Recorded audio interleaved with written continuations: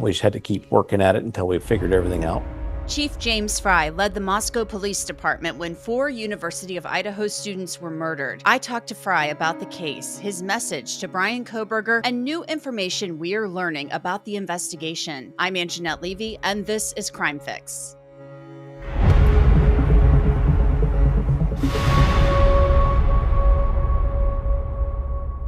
Before I get into my discussion with Chief Fry, I want to tell you about something. Law&Crime is looking to create something new for our viewers, something that you'll love and enjoy. We want to make sure that what we create is based on your opinion and your voice. So we've created a short survey to get your feedback, and we'll be selecting 10 people at random who took the survey to get a free Law&Crime t-shirt. So if you want your voice to be heard, please check out the survey and let us know your thoughts. The link is in the description and pinned in the comments. Now back to my chat with Chief Fry.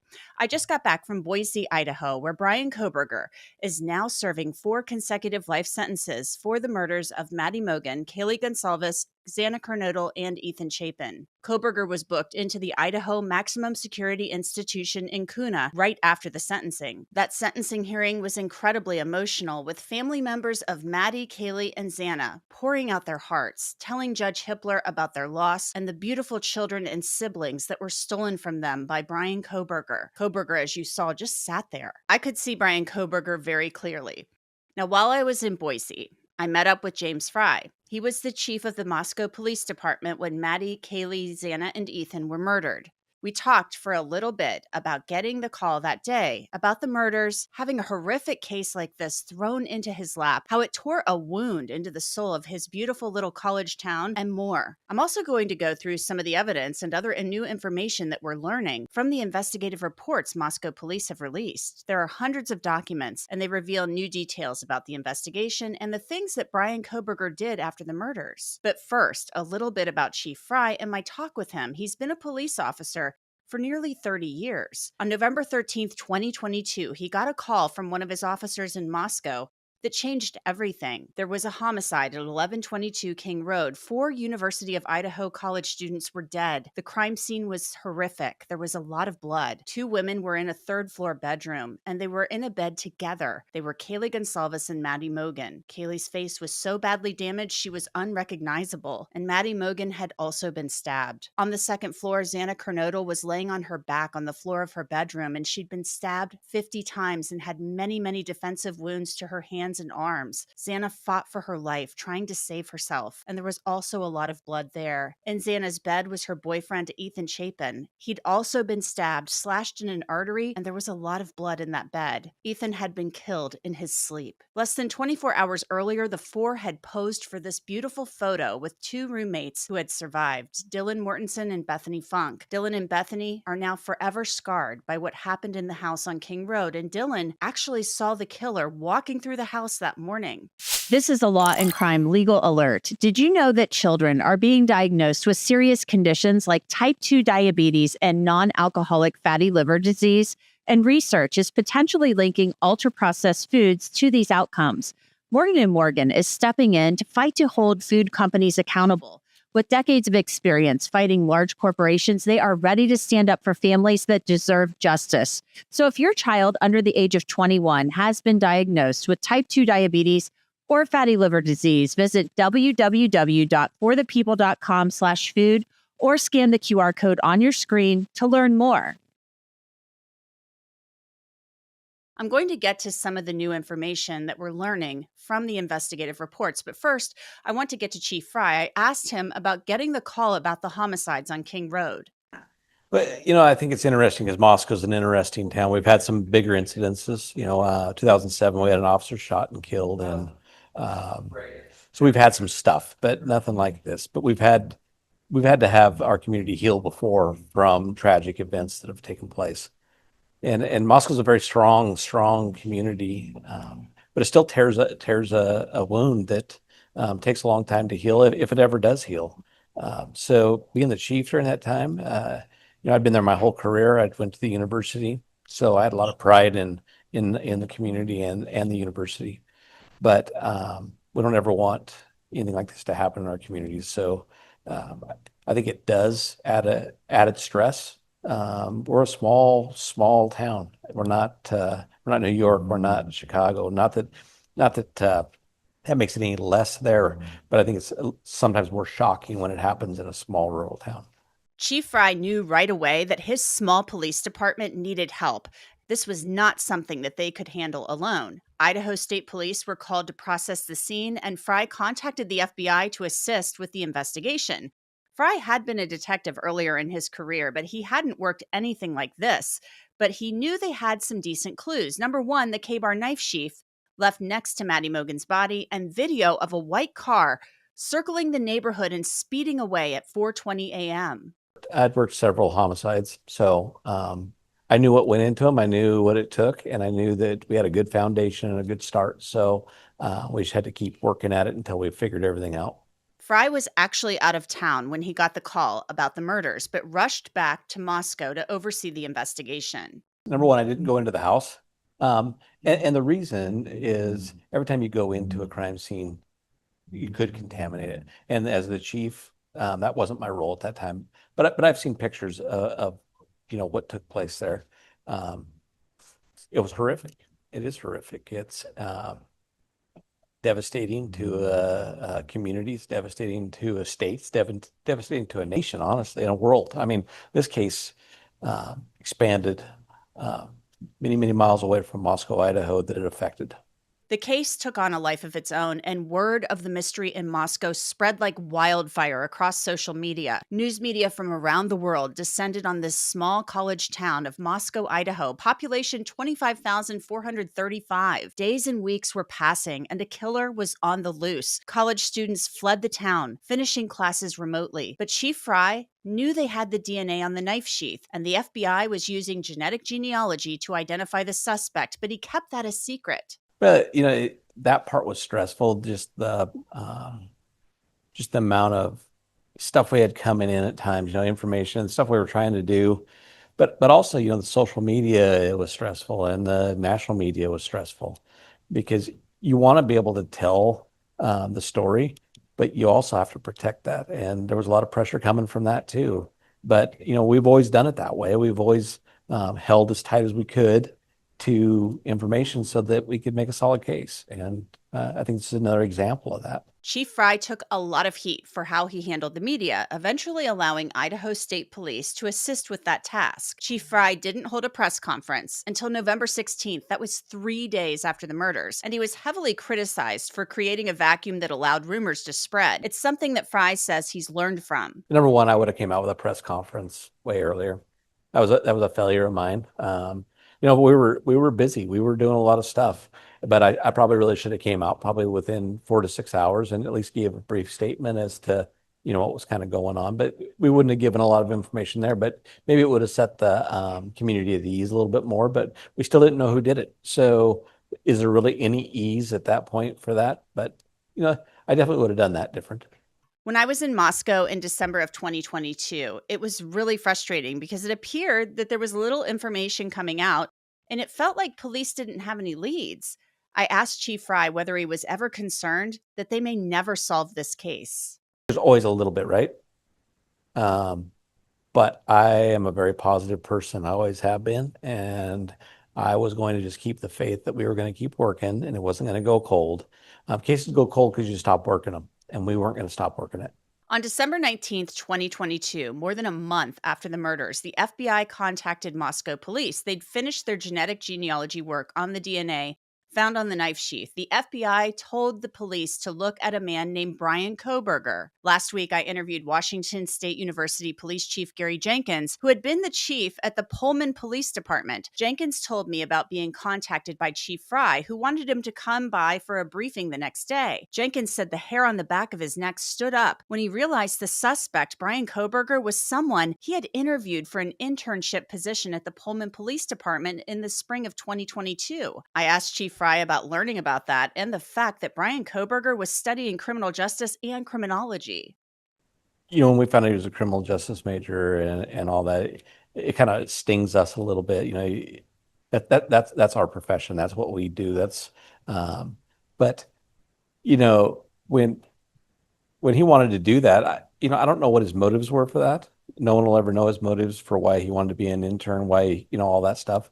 But it is interesting that he was studying us in a sense. So all of the pieces started to come together after that. And on December 29th, 2022, police prepared to move in on Kohberger at his parents' home in Pennsylvania. The element of surprise would be key. So was Chief Fry worried about word of an arrest leaking out? I was, and you're always worried about stuff like that. And now you're in another state, you're in a different jurisdiction. But I tell you, I'm very proud of our agency and the individuals that worked at least on our side because it never did leak out.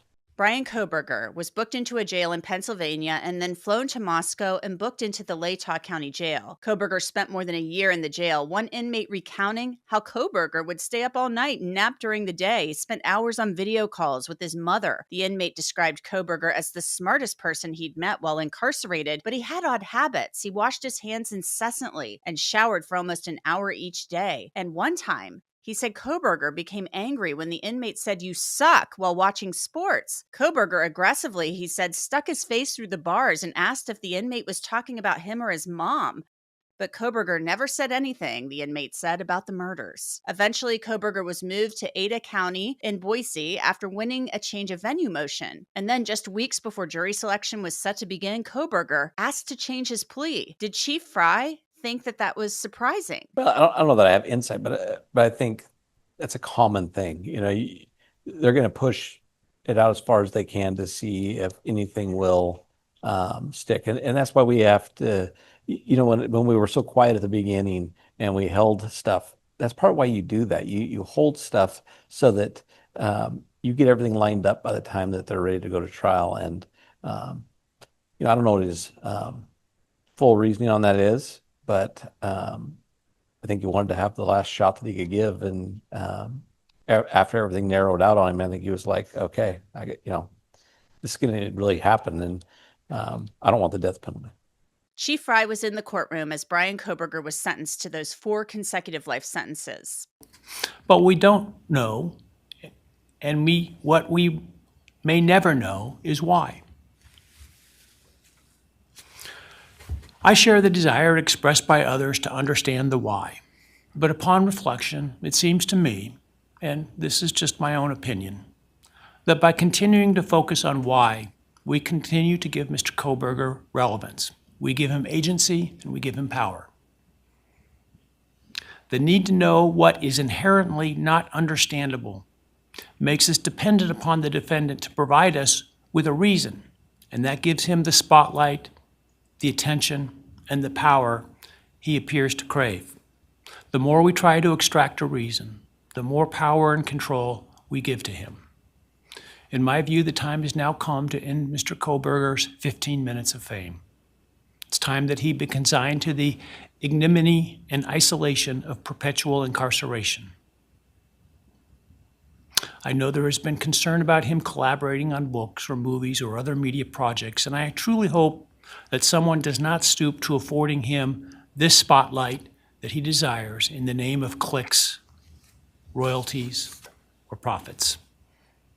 While criminal behavioralists should study him away from the spotlight in an attempt to prevent other would-be killers from acting on their worst impulses, there should be no need for that to spill over into the public eye.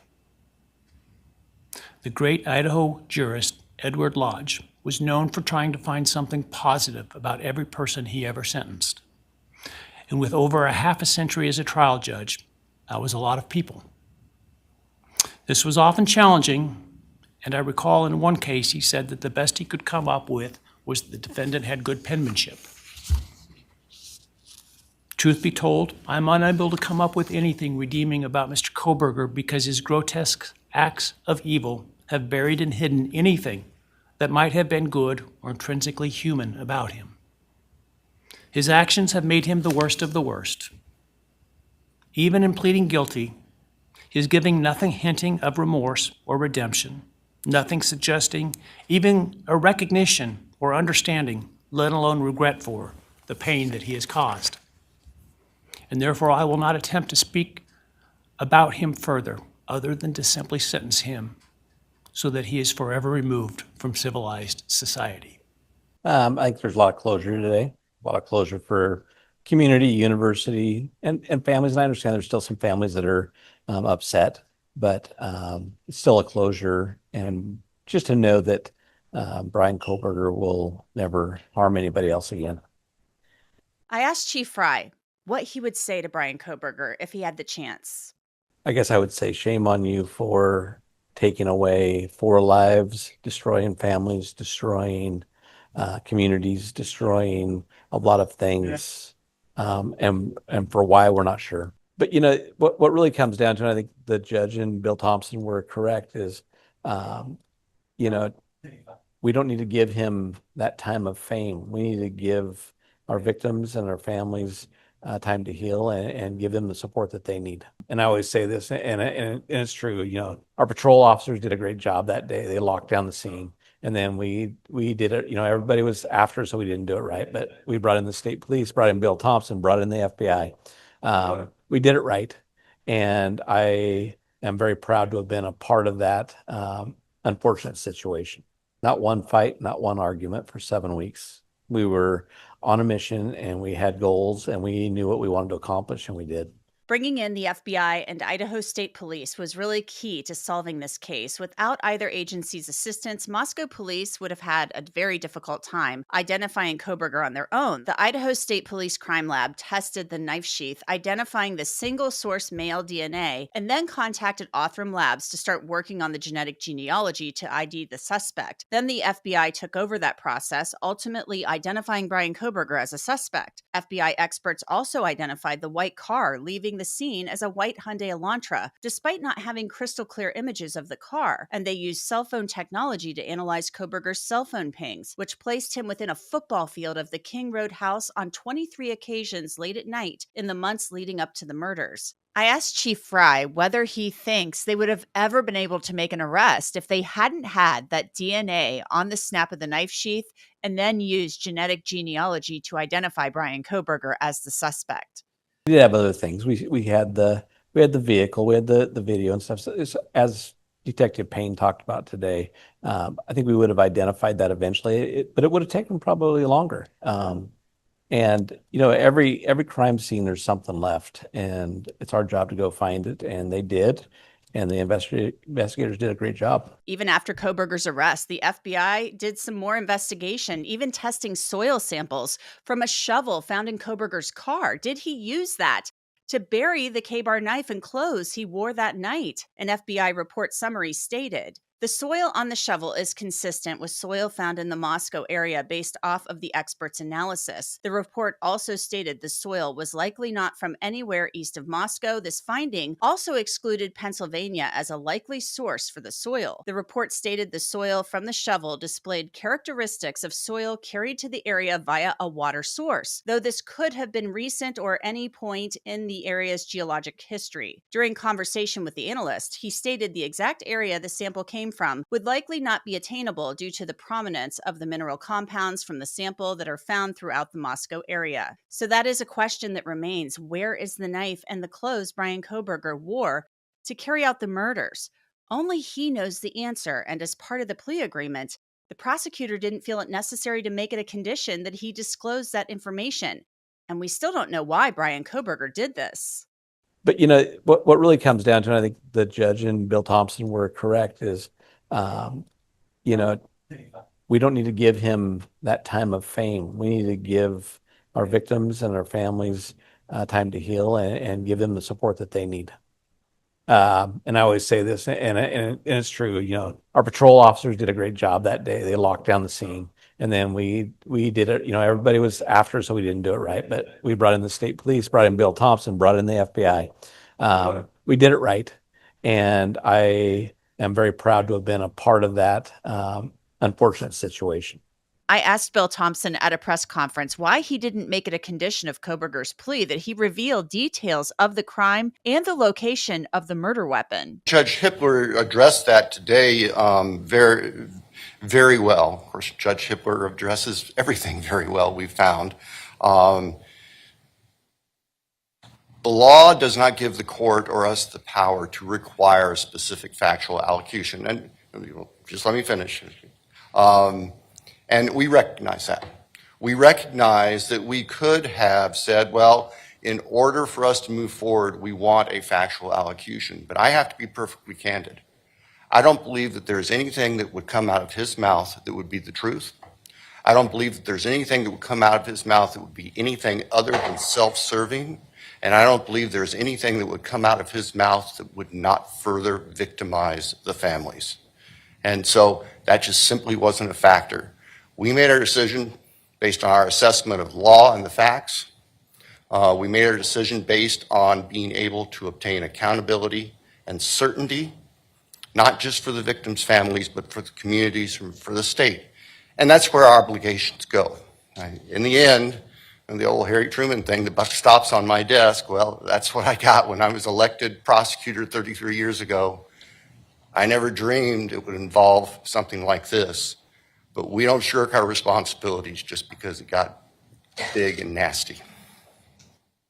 The new records also show that 5 days after the murders, Bryan Kohberger created a TikTok account, and he did that through a VPN. That means that law enforcement would have a very difficult time seeing what Bryan Kohberger was looking at, since he did it through a virtual private network. And that's it for this episode of Crime Fix. I'm Angenette Levy. Thanks so much for being with me.